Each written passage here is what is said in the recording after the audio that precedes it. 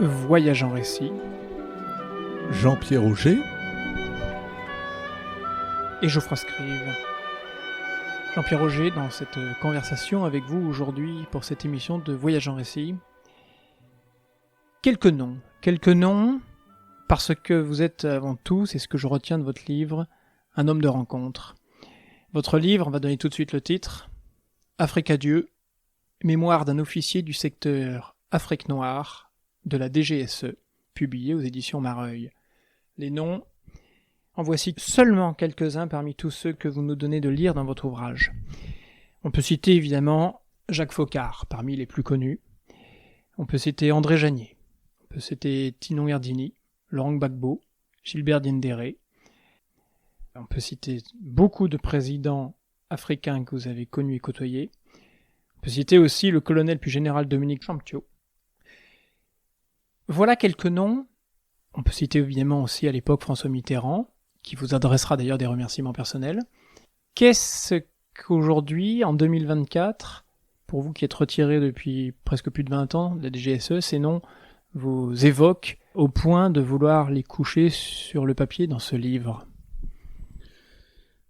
Oui, j'ai cité des noms qui pouvaient d'ailleurs être prononcés parce que tous les noms cités sont des personnes ou des responsables connus du grand public ou cités dans la presse, la radio, ou sont passés à la télévision. Voilà. Donc, je me suis permis de les citer surtout lorsqu'ils avaient eu, à cette époque, un rôle à jouer à la DGSE ou un rôle de gouvernant ou de grand diplomate, etc. Voilà pourquoi ce livre se veut être un témoignage, et lorsqu'on témoigne d'une époque, on est bien obligé de se référer aux acteurs de la dite époque. Mon colonel, puisque vous avez atteint ce grade-là au sein de la DGSE, vous m'avez dit lorsque nous nous sommes parlé par téléphone pour convenir de cette conversation, vous m'avez dit ceci. Ce livre parle d'une époque révolue, quoique non ancienne, et d'une unité, donc le secteur Afrique noire, à la DGSE, qui n'existe plus et dont je reste le dernier chef en vie. C'est aussi un adieu à l'Afrique, un adieu collectif. Je n'ai pas demandé l'autorisation pour la parution de ce livre, j'attendrai encore au moins 2 ou 3 ans. C'est donc un livre écrit sur une ligne de crête. Il s'agit d'éviter de porter préjudice à qui que ce soit, en tout cas ne pas porter préjudice à l'intérêt des personnes actuellement en responsabilité. Alors je suppose que vous n'êtes pas forcément en contact de ces personnes-là, mais peut-être depuis la parution de ce livre, avez-vous eu quelques retours justement par rapport à ce que vous avez pu écrire ici, de personnes en place ou en responsabilité ? Oui, alors, je ne parle pas de mes amis, bien sûr, mais j'ai eu des retours auxquels je ne m'attendais pas, de grands anciens, et également de responsables de cette maison à l'époque, qui m'ont témoigné un petit peu la satisfaction qu'ils avaient eue à lire ce livre, qui effectivement reste un peu sur la ligne de crête, mais c'est voulu, mais dévoile quand même une atmosphère, enfin reflète une atmosphère, comme je le dis, c'est un récit d'atmosphère, mais qui s'inscrit dans une trame historique, le crépuscule de la France-Afrique, et c'est une période marquée par les prémices du rejet d'un ordre ancien et également l'ardente revendication du multipartisme, voilà, des années 80 à 2000. Oui, prenons quelques lignes. Dans les dernières pages de cet ouvrage, vous écrivez que vous vous êtes appliqué à décrire l'ambiance propre de la boîte des années 80-90 et la réalité du quotidien des agents de la recherche humaine, de leur premier pas à la centrale jusqu'à l'exercice du métier de chef de poste, ce que vous avez pu faire, sur le terrain africain. J'assume égratigner, avec les précautions d'usage, des acteurs de cette époque dont certains agissements délibérément commis ont nui à l'action du service ou à la cohésion de ses membres. En réalité, mon livre répond par la pérennité de l'écrit à ma préoccupation première, préserver de l'oubli l'ancien et quasi légendaire secteur Afrique noire des services spéciaux français. Et on ne peut pas s'empêcher de penser, mon colonel, que la disparition de ce secteur dans lequel vous avez agi, œuvré pendant de si longues années, malheureusement correspond également à à l'évolution de la politique de notre pays par rapport à ce qui se passe en Afrique. Oui, alors ce n'est pas simplement le secteur Afrique noire qui a pâti de la réorganisation de la direction du renseignement en 2000. D'autres secteurs, le secteur Europe, arabe, ont connu le même éclatement. En revanche, ce qui a terriblement changé la donne, c'est que ce secteur faisait partie d'une action cohérente de l'État français. Car à l'époque, il y avait le ministère de la Coopération qui avait un rôle éminent dans l'entretien des relations de la France et de l'Afrique. Il y avait le ministère des Armées qui était présent un peu partout, bon, la diplomatie bien sûr, mais ce secteur Afrique noire jouait depuis 40 ans a joué pendant 40 ans un rôle éminent dans le renseignement des plus hautes autorités françaises et des liens avec l'Afrique. J'ai relevé au cours de la lecture de ces 300 et quelques pages de votre ouvrage, quelques points qui, on peut les appeler les points boom, parce que ça éclate. Alors, évidemment, il y a des phrases qui marquent, vous marquez par exemple l'hostilité en Afrique pour votre présence, la pénétration arabo-islamique, à l'époque, et encore aujourd'hui sans doute. Il y a des faits également très difficiles que vous vivez auprès de l'ambassadeur Michel Linven. Oui, Michel Lunven, on pourra peut-être y revenir. Vous parlez également de la repentance. Il y a aussi l'évolution, la métamorphose de votre service et de la DGSE en particulier, par exemple, sur le fait de prendre non plus que des militaires mais des civils. Vous revenez là-dessus, vous avez quelques griefs, si on peut dire, à cette politique. Il y a aussi l'informatisation contre le papier, j'ai retenu cette petite phrase. Il y a aussi des éléments très douloureux. Vous évoquez, par exemple, cette anecdote où vous êtes sur le terrain, en Afrique, vous voyez une voiture, une Minimoog passer, un conducteur qui renverse un enfant de 3 ans, qui le tue et qui le met dans le coffre. C'est ça. Donc il y a des points quand même qui sont assez... Enfin, vous n'y allez pas, si je peux dire, par mensonge, c'est direct. C'est ce qui se passe, ou ce qui se passait en Afrique. Quotidien, l'Afrique est passionnante, mais elle a certaines spécificités ou caractéristiques qui peuvent un peu surprendre l'étranger venant d'Europe. Alors prenons un de ces points-là que j'ai pu citer. Nous sommes au Tchad. Vous écrivez « L'influence grandissante de Washington sur la gestion du Tchad irrite Paris qui se satisfait néanmoins de disposer d'un allié de circonstance pour contrer les projets expansionnistes de Kadhafi. La paix revenue, il sera temps de jouer une autre carte que celle de l'actuel tyran et d'évincer les Américains. Je n'ai pas rédigé le moindre document sur le soutien de Washington au régime de Djamena. Depuis ma prise de fonction, hormis 2 ou 3 notes sur des livraisons d'armes au FANT, donc les Forces nationales du Tchad. Il est vrai que la hiérarchie ne m'y incite pas. Et là vous écrivez, le chef de poste de Djamena se garde d'ailleurs bien d'adresser la moindre information sur les dérives de la collaboration américaine avec le régime tortionnaire d'Hissène Habré. Le 14 juillet 87, le responsable de l'enlèvement de Françoise Claustre et assassin du commandant Galopin, assiste aux côtés de François Mitterrand au défilé militaire sur les Champs-Élysées. Le mois précédent, c'est Ronald Reagan qui lui a fait l'honneur de le recevoir à la Maison-Blanche. J'imagine que quand on vit ces événements, on a de quoi parfois d'être un petit peu secoué, déboussolé, voire écœuré. Oh ben non. Ou est-ce que c'est le quotidien ? J'allais dire oui, enfin le quotidien, c'est la vie. Hissène Habré, nous l'avons soutenu, la France l'a soutenu assez longtemps, mais à la fin, c'est devenu un autocrate sanguinaire. Et les Américains l'ont soutenu jusqu'au bout. Et là, il y a un moment, on a dû le lâcher, et la victoire d'Idriss Déby sur Hissène Habré, je pense que Paris, sans l'avoir facilité, puisque la France n'a pas bougé, elle a laissé Déby faire, et Déby a gagné. Bon, je pense qu'il était temps d'arrêter les massacres qui se passaient sous l'ère de Hissène Habré. Et puis derrière, quelques 10 ans après, vous retrouvez Idriss Déby, avec une fameuse anecdote de votre cadeau d'une bouteille de whisky, qui vous permet de renouer le contact directement, alors que ce n'était pas forcément chose gagnée d'avance. De lui rappeler un bon souvenir, lui rappeler que nous étions ensemble lorsqu'il remportait une victoire décisive en août 83. Oui, c'était, disons que j'avais une relève qui était un peu compliquée parce que, je le décris dans le livre, la personne que je relevais avait j'allais dire, avait fait tout ce qu'il pouvait pour qu'il n'ait pas de successeur. Donc c'était évidemment une ambiance un peu particulière lorsque je suis arrivé, mais ça a détendu très rapidement l'atmosphère lorsque 15 jours après mon arrivée, je suis arrivé avec cette bouteille de Vat 69 pour lui offrir dans son bureau. Alors, un autre épisode qui m'a marqué personnellement, nous sommes donc avec Jacques Foccart, personnage illustre sous De Gaulle notamment.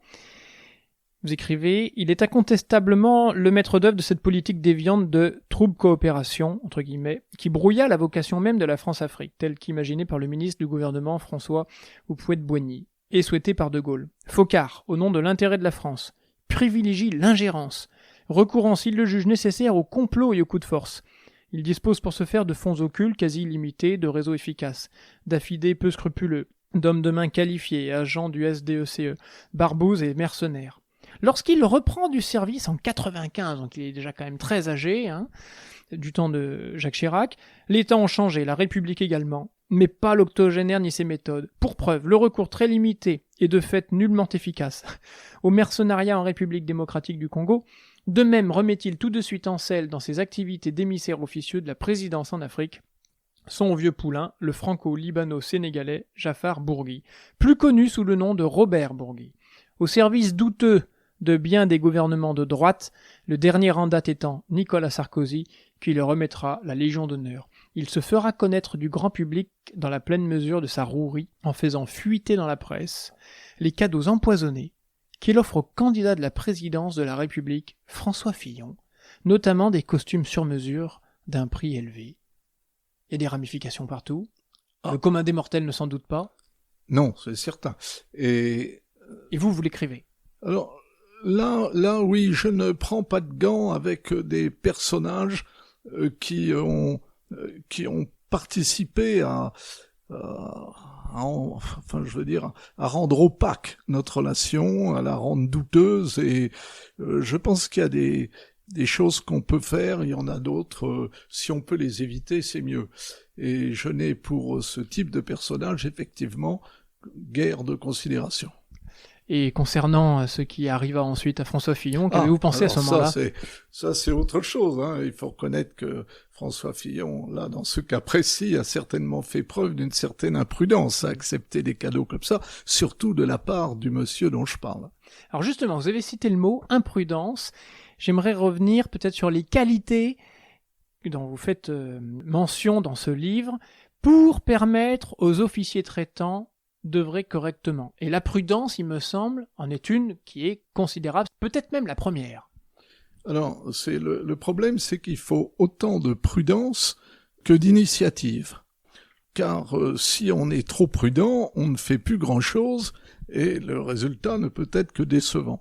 Mais le métier exige effectivement de bien réfléchir à ce qu'on fait et de procéder par étapes. C'est les approches que l'on peut mener sur des sources, sur des personnes qui présentent un intérêt certain, répondent à des techniques, on avance d'un pas.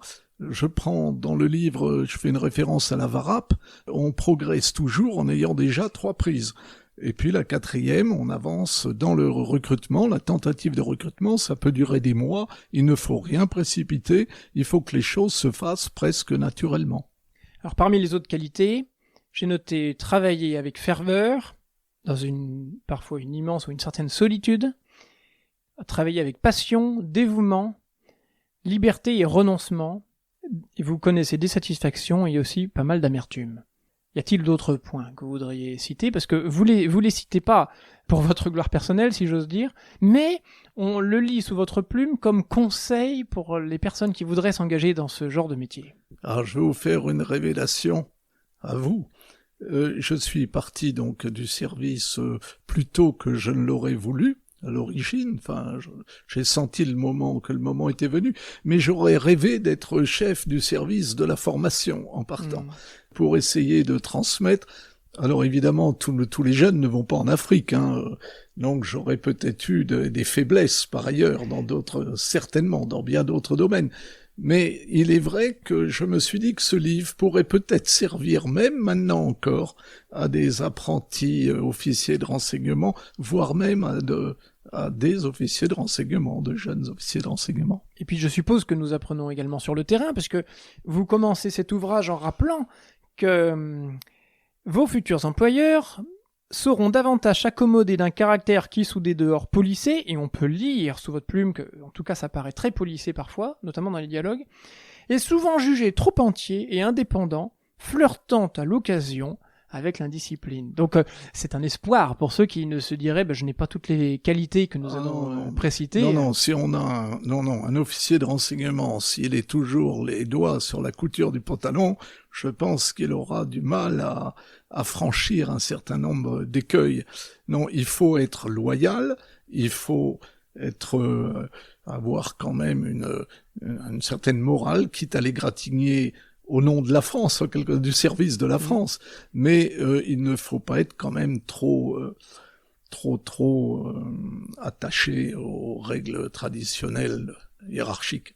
Il faut également peut-être, savoir, dans une certaine mesure, mettre un trait sur sa vie privée, l'effacer un temps.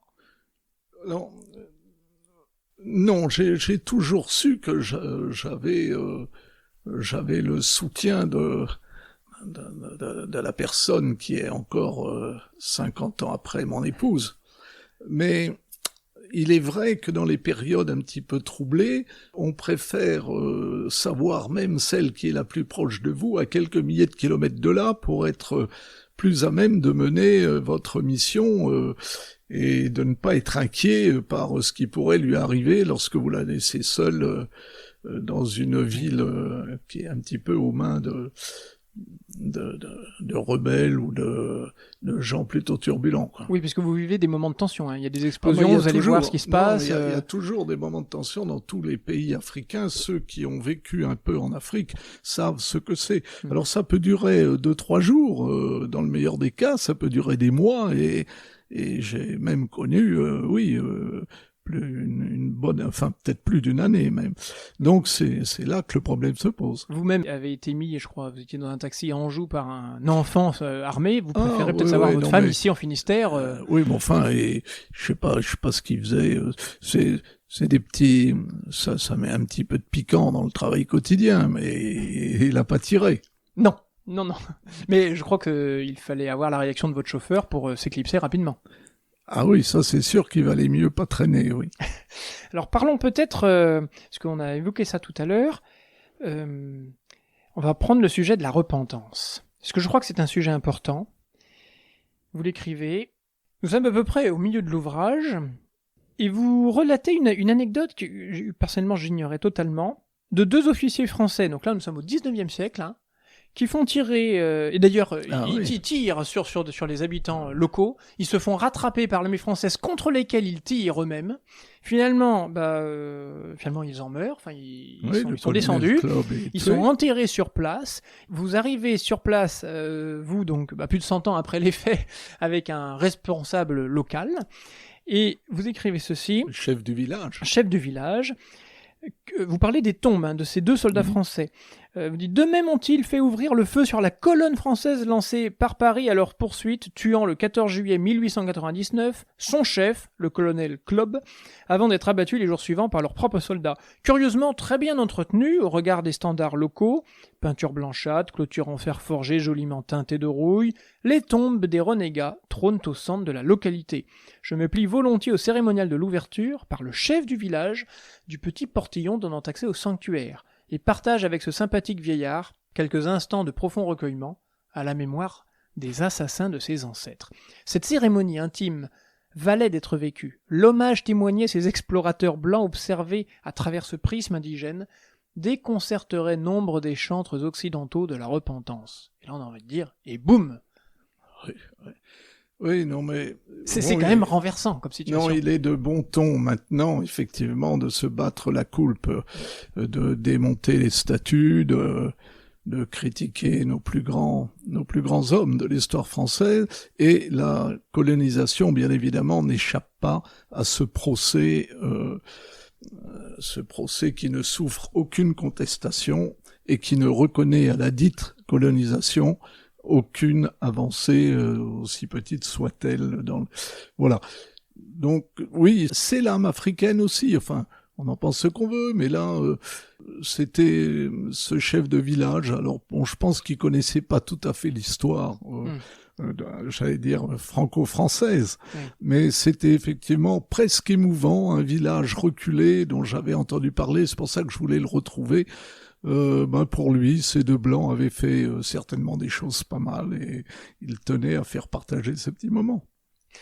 Alors, autre point, puisqu'on vient de parler de la repentance en France, nous ne pouvons ignorer aussi combien, et c'est un sujet qui nous est cher dans cette émission, essentiellement c'est vrai consacrée à la littérature, c'est pour ça que nous évoquons d'ailleurs votre ouvrage, ce livre finalement.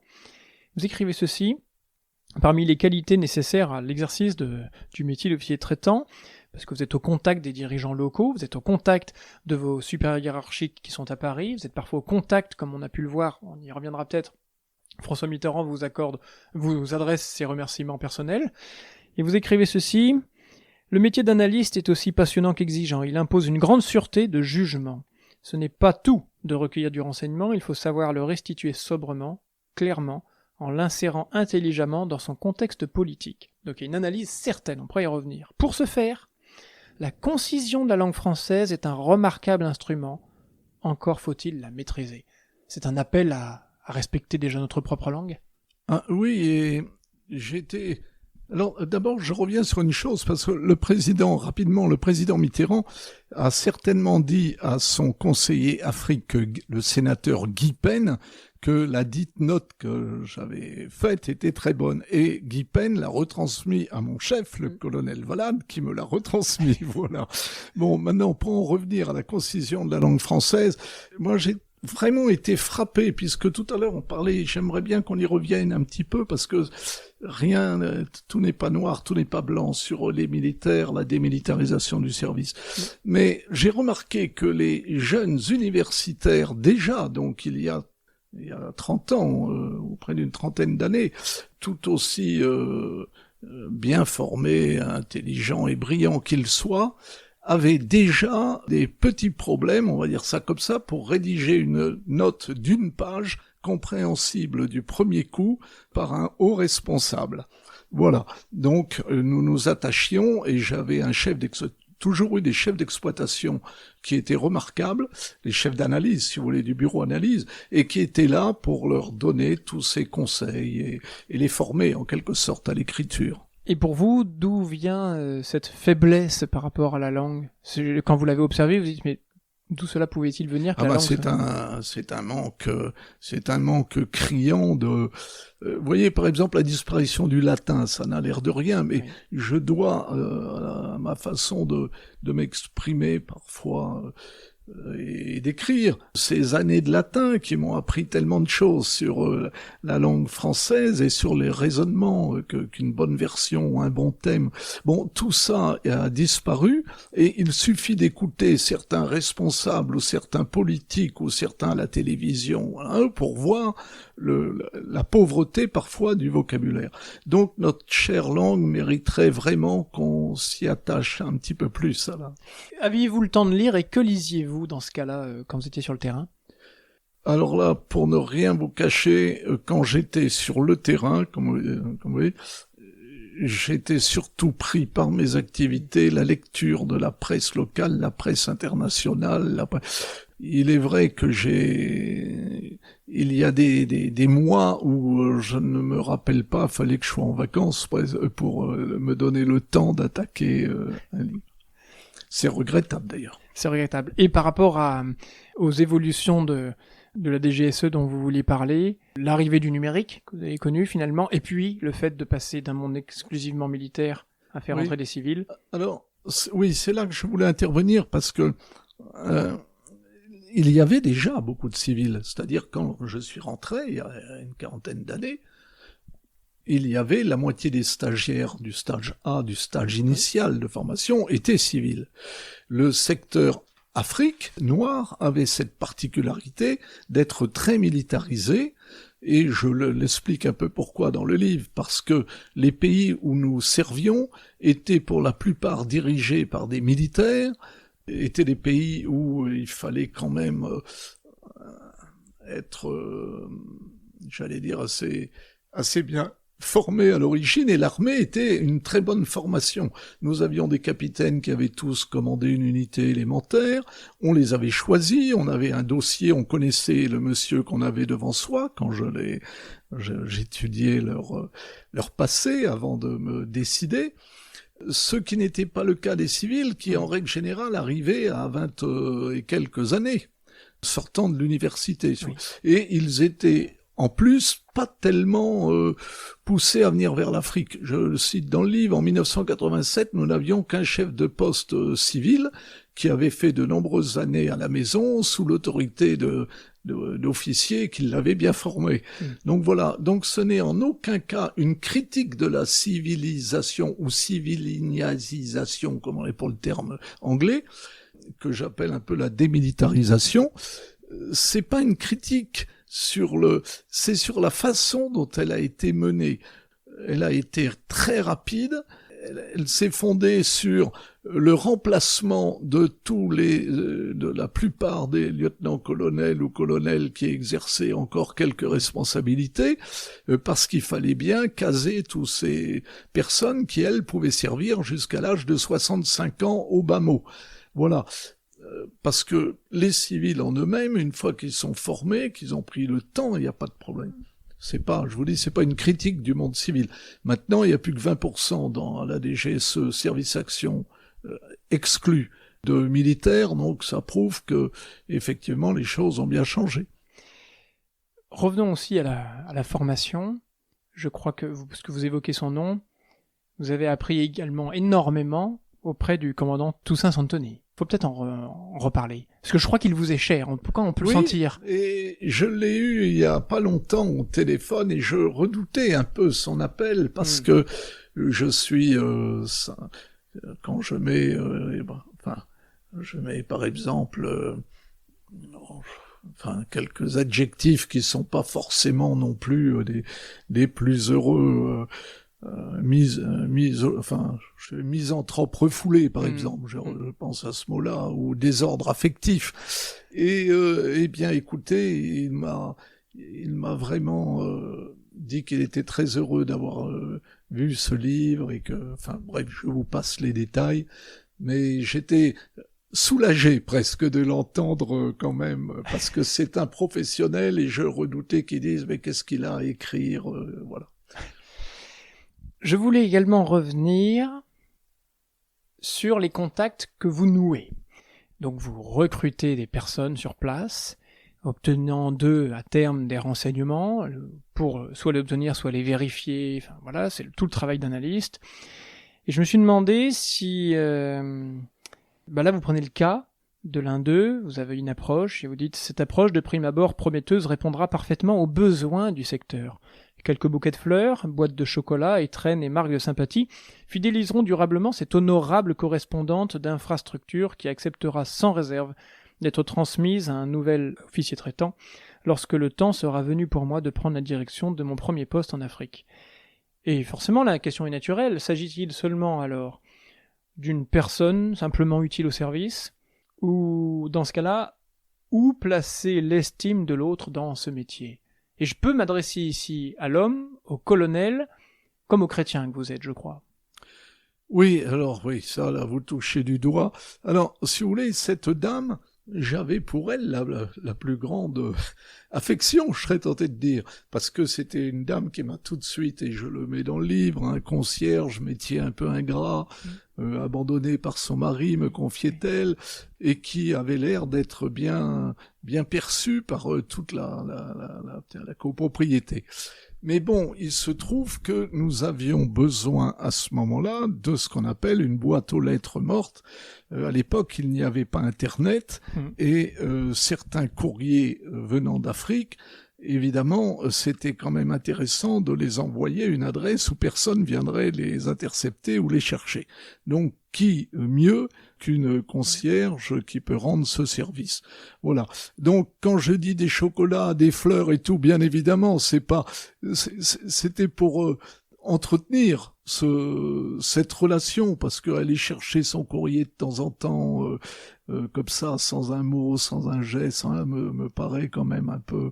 Je ne l'aurais pas fait facilement, je pense. Non. Mais alors, en règle générale, quand vous abordez quelqu'un, quand vous dites tiens, pourquoi pas lui, pourquoi pas elle, comme correspondant, voilà, j'imagine que vous devez mettre des garde-fous à l'estime que vous allez lui porter, parce que vous savez très bien, pertinemment, qu'au cours de l'exercice, dans les semaines, mois ou années qui vont se passer, du jour au lendemain, vous pouvez la laisser tomber, presque, parce que vous allez peut-être être appelé ailleurs, ou que le régime va changer, Alors là, nous parlions d'une honorable correspondante oui. d'infrastructure. Là, on parle de sources, qu'on appelle nous des sources, c'est-à-dire quelqu'un que vous avez approché et, j'allais dire recruté ou plus ou moins recruté, parce que là, les choses sont pas toujours aussi simples. Alors là, se noue une relation à laquelle j'ai consacré d'ailleurs 2 pages ou 3 de la relation du traitant et de sa source.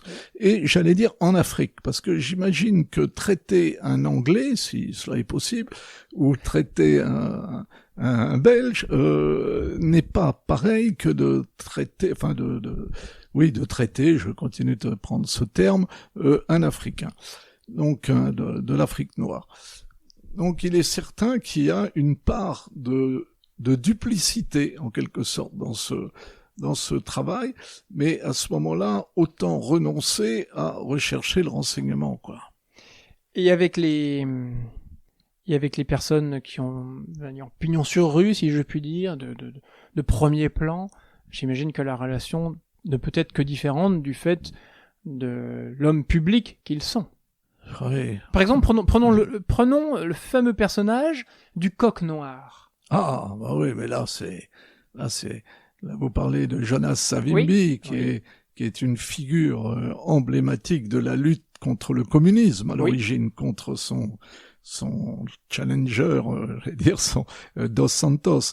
Oui, ben ça, c'est vraiment des instants qui marquent, parce que ce sont des personnages tout à fait hors norme et qui a laissé sa vie dans son combat. Et il savait très bien que ça allait arriver un jour ou l'autre. Et il a combattu jusqu'à ce qu'il soit tué. Est-ce que l'on se prépare également, soi-même, à être lâché, si je puis dire, par sa propre direction? Quand vous parlez du Snake, par exemple, parce qu'on sent que c'est quelqu'un vraiment qui ne remporte pas beaucoup les suffrages, mais qui en même temps a un poids considérable. Oh oui, je préfère pas parler de ce... Je le cite dans le livre. Et Jean Mtio ? Était-ce bien? Ah, alors ça, en revanche, je ne vais pas... Je trouve que le livre est assez explicite. Ah oui. Donc, si vous voulez, je ne voudrais pas en rajouter. Il est assez explicite et assez précis. Je ne m'attaque pas à l'homme. L'homme, vous voyez, l'homme, il est certainement, il n'est pas arrivé à 4 étoiles et au poste qu'il avait par hasard. Par hasard. Non, ce que je dénonce dans le livre, ce sont certains comportements ou certains agissements qui ont nui à la cohésion et à l'efficacité du service. La question que j'avais, c'était est-ce que parfois, dans l'exercice du métier, vous avez pu avoir le temps de vous dire et si je me faisais lâcher par ma direction? Non, mais bien évidemment. Voilà. Je le laisse bien évidemment. Comment le vit-on, ça? Alors moi, je l'ai jamais vécu avec la haute hiérarchie. C'est-à-dire, j'ai eu cette chance de toujours avoir un bon contact avec, à partir du moment où je suis parti en poste, avec les directeurs généraux et les directeurs du renseignement. Donc ça, cette chance, c'est déjà énorme. Il se trouve qu'ils ont inventé un poste de numéro 2, ce que l'amiral Lacoste ne voulait absolument pas, de quelqu'un qui se prenne pour le chef, pour reprendre ces termes.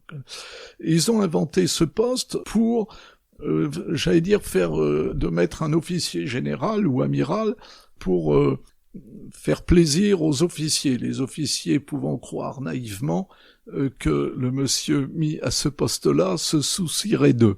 Bon, l'histoire a prouvé, du moins tant que j'y étais, que c'était pas de ce côté-là qu'il fallait attendre un appui.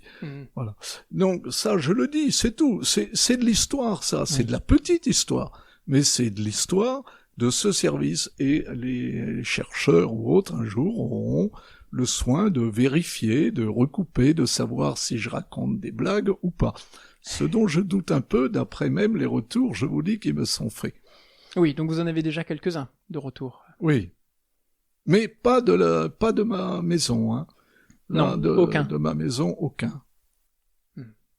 C'est une maison habituée également au silence. Oh ben elle sait s'exprimer quand il faut, hein. Donc j'espère que ce livre sera bien perçu. Je pense que je dis plus de bien. D'ailleurs, je ne dis aucun mal de la maison à proprement dit, et j'en dis plutôt du bien. Alors évidemment, 2 ou 3 personnages font un peu les frais de cela. Mais bon, c'est la vie. Alors parlons justement du silence, même si cette phrase peut paraître étrange. Je vais revenir sur un point particulier. Vous dites et vous écrivez, et l'on vous croit évidemment, qu'il faut aimer l'Afrique. En tout cas pour faire le métier que vous aviez fait. Mais je le conjuguerai même d'une manière générale. Parce que vous aimez notamment dans vos activités pour vous vider un petit peu la tête, et par moments il faut aussi se défouler. Vous allez arpenter les contrées des pays dans lesquels vous passez. Vous allez participer à des chasses notamment. Et vous aimez le silence qui s'y trouve. Est-ce que ce silence vous manque aujourd'hui? Et ces paysages également qui les accompagnent? Ah oui, ça certainement. Certainement, si vous voulez, c'est pas parce que j'étais à la DGSE, c'est parce que tout petit, j'ai vécu dans des pays équatoriaux, bon, l'Asie, puis après, j'étais très jeune, je vous dis, au Cameroun, j'ai vraiment, et puis à la Légion étrangère, j'ai retrouvé un peu cette Afrique, alors dans d'autres conditions, certes, mais c'est vraiment un continent qui me fascinait, et j'avais pour les Africains noirs, j'avais pour eux vraiment je serais tenté de dire une grande amitié, quoi. C'est pas évident dans tous les pays du monde, hein. On ressent pas la même chose, mais il est vrai, pour moi c'est un peu les cousins. Je n'imaginais pas faire ce métier ailleurs, et lorsque j'ai formulé mes demandes pour servir, j'ai mis tout de suite l'Afrique et n'importe où ailleurs, en attendant que vous me mutiez en Afrique. Donc les choses étaient claires, et ils m'ont donné satisfaction. Voilà, donc je crois que sincèrement, il serait difficile de travailler bien là-bas, d'obtenir leur confiance, parce qu'il faut obtenir la confiance, il faut à des gens que vous n'appréciez pas. Alors maintenant, ce que je vois, ce qui se passe en France en ce moment, et l'image qu'on a de l'Afrique, y compris dans l'Hexagone, évidemment perturbe un peu. À quoi pensez-vous en particulier? Vous pensez au fait qu'on soit retiré de beaucoup de pays comme le Mali? Oui, non, ça, de toute façon, ils nous ont mis dehors, c'est pas... Non, moi, ce qui me fait vraiment, ce qui me fait de la peine, en quelque sorte, c'est de voir tout... Il y a quand même des choses bien qui ont été faites là-bas. Il y a quand même des gens qui se sont impliqués.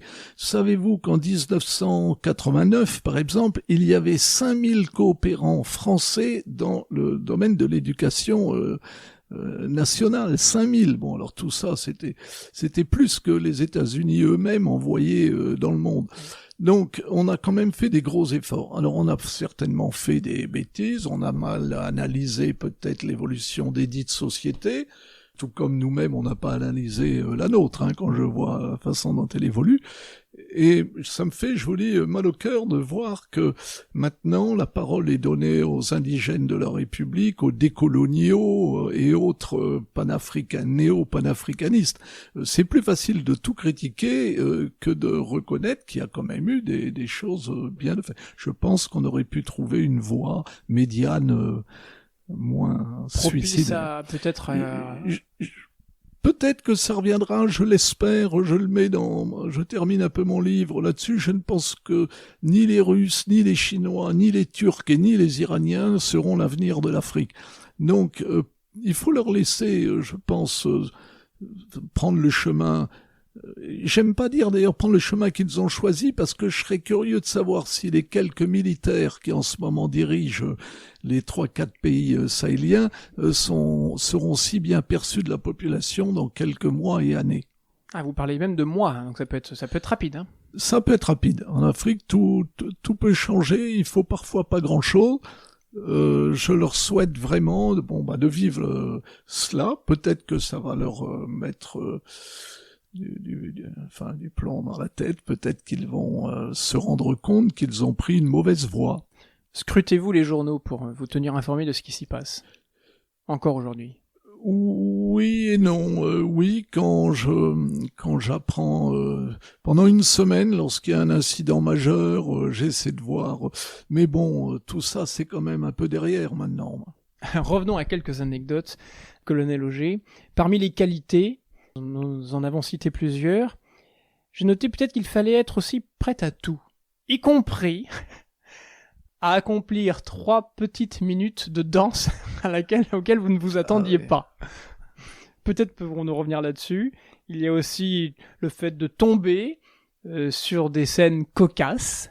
Oui, ça, vous avez peut-être eu en avoir plusieurs. Et puis aussi reconnaître ses erreurs. Alors parmi cela, de quoi voudriez-vous parler ? Entre reconnaître ses erreurs ou des faits plus... Non, là, vous faisiez allusion à une scène qui effectivement m'a marqué. C'est cette soirée organisée par les miniers de la Somaïr et de la Cominac, les sociétés minières d'Arlit au nord du Niger, et à laquelle j'avais été convié. Et j'étais à la table d'honneur où on était une quinzaine alignés sur cette table, et en contrebas, il y avait 100 ou 150 personnes, tous des hommes, et à un moment donné, ils ont mis des musiques locales ou alors certains se sont levés, allaient danser dessus, et effectivement le sous-préfet d'Arlit est venu vers moi pour me demander de partir danser avec lui, et m'a pris par la main, par les petits doigts pour me descendre. Je vous cache pas que ce twist sahélien, heureusement que ça durait 2 minutes 30, parce que j'ai fait rire absolument tous mes camarades européens miniers, mais bon, je me dis que le métier parfois exige certains sacrifices. Et puis revenons à la prudence. Alors c'est pas celle, face à vos correspondants étrangers. Je pense la prudence et le discernement qu'il faut avoir face aux inimitiés et rivalités. Et vous les notez d'ailleurs, qu'elles soient confessionnelles, politiques ou encore maçonniques. Donc, ah ben oui, écoutez, je pense pas que ce soit un scoop que de dire, par exemple, que dans la police nationale et parmi les commissaires de police, la franc-maçonnerie est très présente et implantée depuis Voilà, c'est comme ça. Il n'y a pas que la police nationale. Je trouve que notre maison est c'est pas nouveau, hein. On a même eu un général qui était maçon aussi il y a bien longtemps quand je suis rentré à la maison. C'est pas nouveau. Non, le problème c'est que et puis il y en a même des très bien. Je pense à Alain Juillet, je le cite parce que tout le monde le sait, mais qui est dans une loge particulière, mais qui est un monsieur très très bien. C'est pas la question. Non, la question c'est quand il se crée un phénomène de groupe. Je te tire, tu me tires, je t'appuie, tu m'appuies. Voilà ce que je n'aime pas dans cette franc-maçonnerie des temps modernes. Je ne connais pas celle d'autrefois, mais celle des temps modernes ne m'a pas particulièrement plu. Vous n'avez jamais eu de proposition en la matière ? Ah non, moi jamais. Non, ça, ils ont pas dû faire. Ils avaient pas à faire un environnement très très poussé pour savoir que ça aurait été une perte de temps. Et puis peut-être que je n'en avais pas les qualités non plus. Alors, j'en reviens un petit peu à la vie de tous les jours, puisque nous sommes aussi au micro pour cette émission sur RCF ici en Finistère. Comment peut-on vivre sa foi au gré des activités qui sont les vôtres, et dans les pays où vous êtes. Vous parlez, par exemple, à un moment donné, vous commencez une phrase en ce mois de Marie 1988, bon, pour le lecteur chrétien, c'est clair. Et puis vous évoquez aussi cette fameuse scène de la nuit de Noël, où c'est un petit peu nuit de Noël et nuit de Noël bis repetita. C'est très amusant. Et on se demande à quoi peut-être... c'est le côté africain. Comment peut-on vivre sa foi dans ce contexte? Alors là, c'est beaucoup moins confortable que, par exemple, quand vous servez dans l'armée, quand j'étais lieutenant ou capitaine. Dans la Légion. Les choses sont claires. Enfin, sont claires. La foi n'est jamais pour une chose très claire, et Dieu sait que c'est pas facile pour les uns et les autres. La vie fait que le doute existe bien souvent, revient, disparaît. C'est pour ça qu'on a inventé l'examen de conscience. Mais il est vrai aussi que ce métier ne se prête pas, ne rend pas l'exercice d'une foi confortable. Vous êtes souvent en déséquilibre permanent, et je pense que j'allais même plus loin, que cela affectait même ma foi, parce que là vous connaissez les hommes d'encore plus près que vous ne l'imaginiez, j'allais dire. Donc, parce que une des qualités nécessaires aussi, et vous le dites, hein, c'est de savoir mentir. Alors on a presque l'impression de se retrouver avec Louis de Funès dans La Fouille des grandeurs, demander à Yves Montand et mentir. Savez-vous mentir? À la cour, c'est très utile. J'imagine que là, c'est également la même chose. Alors, la question derrière, c'est, j'imagine, évidemment, ça coule de source que vous avez dû être amené à le faire pour trouver des contacts, des correspondants, ne pas forcément dire toute la vérité à chaque fois. Et est-ce que ce trait professionnel vous a été reproché dans votre vie particulière, peut-être par votre épouse, qui vous reprochait, peut-être dans votre vie de couple, de jouer un petit peu sur les limites de votre métier? Non, moi je crois sincèrement avoir bien distingué ma vie. Ah oui, je crois que de ce côté-là, ce que je n'ai fait de pas, j'allais dire, de pas brillant moralement, peut-être, je l'ai fait au nom, et vraiment au nom du service de la France. Cela dit, quand je dis du service de la France, je termine mon livre, et vous ne l'avez peut-être... vous l'avez pas omis de le lire, quand je dis que j'espère j'ai servi l'État, petitement, et j'espère la France. C'est-à-dire qu'après bien des années, vous vous rendez compte que ce que vous avez fait, au moins nombre d'entre elles n'ont pas toujours eu les conséquences que vous imaginiez, ont pas forcément bien servi.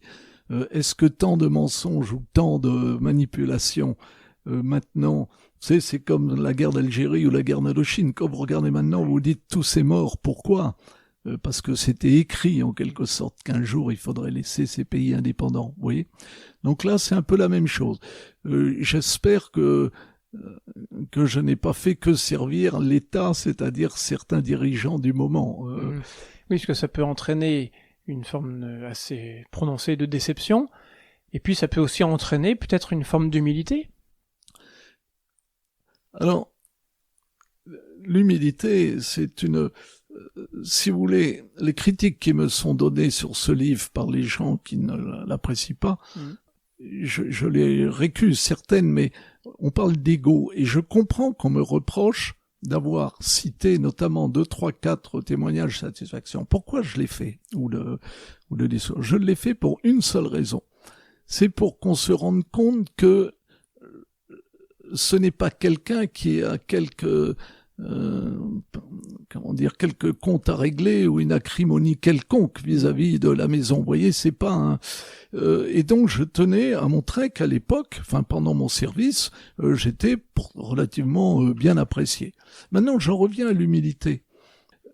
Vous ne pouvez pas imaginer, aucun de mes amis peuvent imaginer que mon apparente sûreté en moi, mon apparente autosatisfaction, j'allais dire, là ce terme est un peu excessif d'ailleurs, cache derrière quand même la conscience de choses qui vous ramènent à ce que vous êtes vraiment, c'est-à-dire à pas grand-chose. Alors, je reviens à ceux dont vous avez parlé, qui n'ont pas apprécié votre ouvrage ou ce que vous avez pu y écrire. Peut-être en rappelant, mais tout le monde l'a fait avant moi, votre relation privilégiée aussi à Idriss Déby. Ça s'est très bien passé.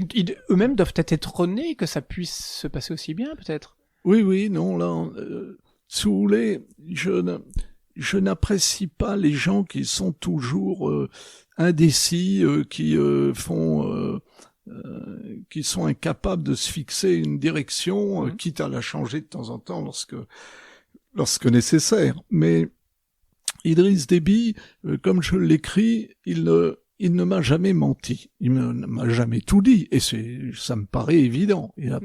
Mais lorsque nous avions des discussions un petit peu approfondies, il ne m'a jamais menti. Bon, ça, c'est une chose que j'apprécie. Je restais à ma place, et c'était lui le président. Donc là, le nom de conseiller spécial me paraît un peu... Alors évidemment, j'étais présenté comme conseiller spécial, mais non, ce que j'ai aimé chez lui, c'est de pouvoir lui dire franchement les choses et d'avoir un contact particulier avec un autocrate, mais qui n'était pas sanguinaire. Il y a eu certainement quelques excès, parce qu'on peut pas tout contrôler, mais rien à voir avec Habré ou... Oui, ça on le sent bien en le lisant. Et puis on note quand même un regret, j'avais une question là-dessus. Vous écrivez ceci: Idriss Déby, connaissant ma passion pour la chasse, me propose de l'accompagner quelques jours dans le Nord pour se livrer à cette activité que lui-même affectionne. Enthousiaste à l'idée de resserrer davantage encore, à travers cette passion commune, les liens avec le chef de l'État, j'en demande préalablement l'autorisation au service. Soldat... Au téléphone, le colonel Dulaurent se charge de me transmettre le refus de la hiérarchie. L'apparition d'un disgracieux mais opportun furoncle à l'arc à sourcilière m'offre le prétexte de décliner cette fort aimable invitation présidentielle, fruit d'une confiante collaboration. J'en éprouve encore aujourd'hui un profond regret, toujours mêlé d'une certaine incompréhension. Donc vous êtes soldat jusqu'au bout, vous êtes légionnaire au début, et là, vous le doigt sur la couture. Oui, il y a des choses je me voyais pas partir à l'autre bout du Tchad pendant 8-15 jours ou quelques jours là, sans en informer la maison. Je n'avais pas d'adjoint, je ne pouvais pas me... Mais bon, je le regrette parce que vous n'aviez pas les raisons pour lesquelles vous n'aviez pas à y aller en plus. Ah non. On vous dit non, c'est non. Point barre. Non, c'est non. Oui, qu'est-ce que vous voulez? Là, j'ai demandé l'autorisation. Vous comprenez peut-être plus facilement pourquoi je n'ai pas demandé l'autorisation d'écrire ce livre. Exactement. Et pour finir, peut-être, colonel Auger, si vous permettez, on va revenir sur cette question.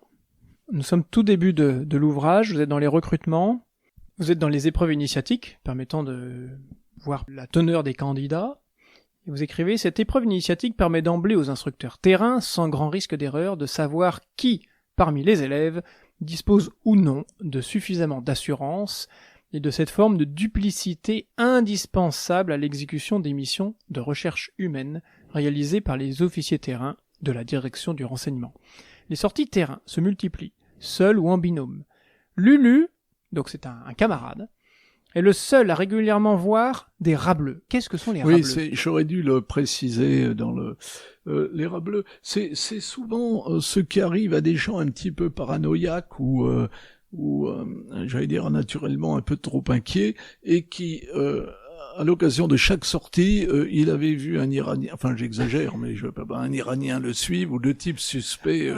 Vous voyez, c'est-à-dire, ce sont un sort des hallucinations. C'est pas des hallucinations au sens que les personnes qu'il a vues existent vraiment, mais n'étaient pas pavées des intentions qu'il leur prêtait. Alors, la suite est celle-ci. Au sortir du stage, il gagnera une place au contre-espionnage, donc on se dit que c'est quand même pas mal, qui, exténué par tant d'imagination de Lulu, finira par faciliter son transfert au SR, donc au service recherche. Bien des années plus tard, ce même service lui ouvrira grand les portes du civil après qu'un service ami ait expressément demandé de rappeler à Paris ce surprenant officier de liaison. Alors, deux questions. Pourquoi était-il aussi surprenant? Et ensuite, avez-vous encore le contact? Qu'est-il devenu? Alors, je ne donnerai pas trop d'informations. J'allais dire que les camarades de ma promotion de Saint-Cyr savent très bien de qui il s'agit. Mais c'était un type exceptionnel parce que très intelligent, très actif, mais toujours à l'origine de j'allais dire, d'élucubration ou d'exagération ou de choses plus ou moins. C'est le genre de garçon dont vous ne pouvez que tomber en extase devant lui, mais je reconnais que j'aurais craint qu'un jour l'on me mette dans mon secteur, on m'impose la présence d'un tel phénomène, quoi. Donc c'est quelqu'un qui peut être apprécié énormément de ses camarades, mais pas de sa hiérarchie? Ah non, oui, il est vrai qu'il en a surpris, on va dire ça comme ça, plus d'un. Et je vous dis, c'est un grand travailleur, mais je le compare un peu à Don Quichotte. Mais bon, moi-même était plus que surpris le premier jour où je l'ai vu entrer dans cette maison. Je me suis dit, vraiment, si une maison recrute un tel personnage, c'est qu'elle a peur de rien, quoi. Mais il est allé dans des pays pas faciles, mais je crois qu'il arrivait à éreinter tout chef, quoi. J'en ai connu certains de ces chefs, au moins deux, effectivement, ils ont été surpris, on va dire. Non, mais en vous écoutant et en ayant eu les quelques retours dont je vous parlais, je ne regrette pas d'avoir écrit ce livre et peu importe l'avenir, je vous dis, j'espère qu'il apportera à ceux qui le lisent un éclairage un peu particulier, un peu personnel, parce que c'est un peu autobiographique, hein. Même si ma vie privée, je ce n'est pas le premier plan. Hein. Mais c'est un peu autobiographique et donc c'est, j'allais dire, attaquer cette maison, enfin, sous un angle qui est peut-être même, original, qui est une première peut-être. Eh bien, merci beaucoup.